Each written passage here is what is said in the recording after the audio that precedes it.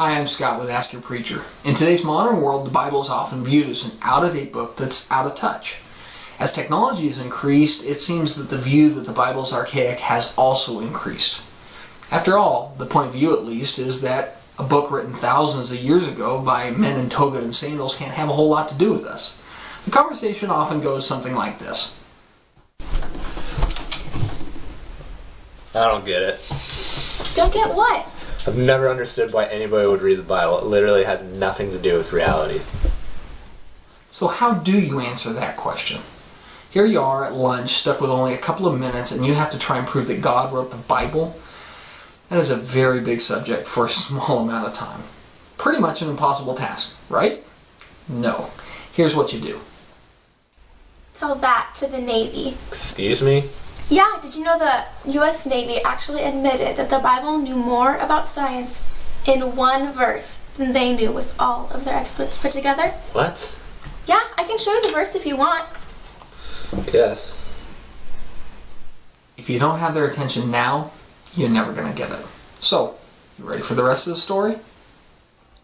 In the late 1800s, the first superintendent of the Naval Observatory was a man named Matthew Fontaine Maury.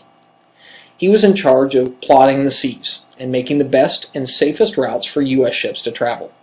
His nickname became Pathfinder of the Seas, and he is considered the father of modern oceanography. He also carries the title of Scientist of the Seas. Maury, the great naval cartographer, owed his success to the Bible. You see, Maury loved the ocean, and at age 19 he enlisted in the U.S. Navy and traveled the world.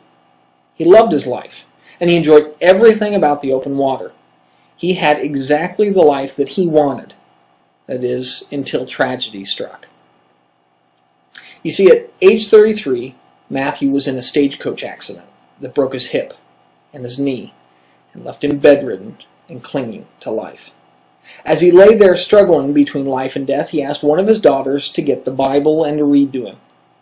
She chose Psalm 8, and when she got to the 8th verse, he had to read it again.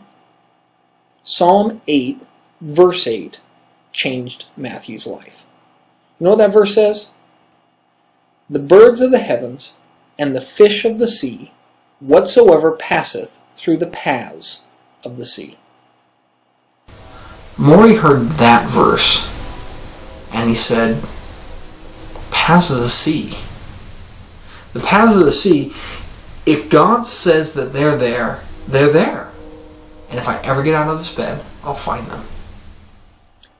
Eventually, Maury did get better, and he went on to find the major ocean currents that are still used today for shipping lanes and modern naval navigation.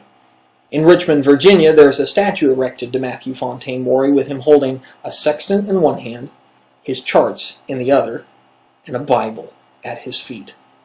On the statue is a simple plaque which says, Matthew Fontaine Maury, Pathfinder of the Seas, the genius who first snatched from the oceans and atmosphere the secret of their laws. His inspiration, Holy Writ, Psalm 8, verse 8, Ecclesiastes 1, verse 6.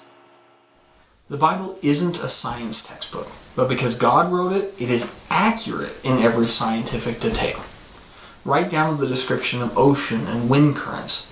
In fact, there are dozens of verses in the Bible just like that describe scientific concepts that are common knowledge today, but were unheard of and way ahead of their time thousands of years ago. For example, Job 26:7 describes the earth as hanging on nothing.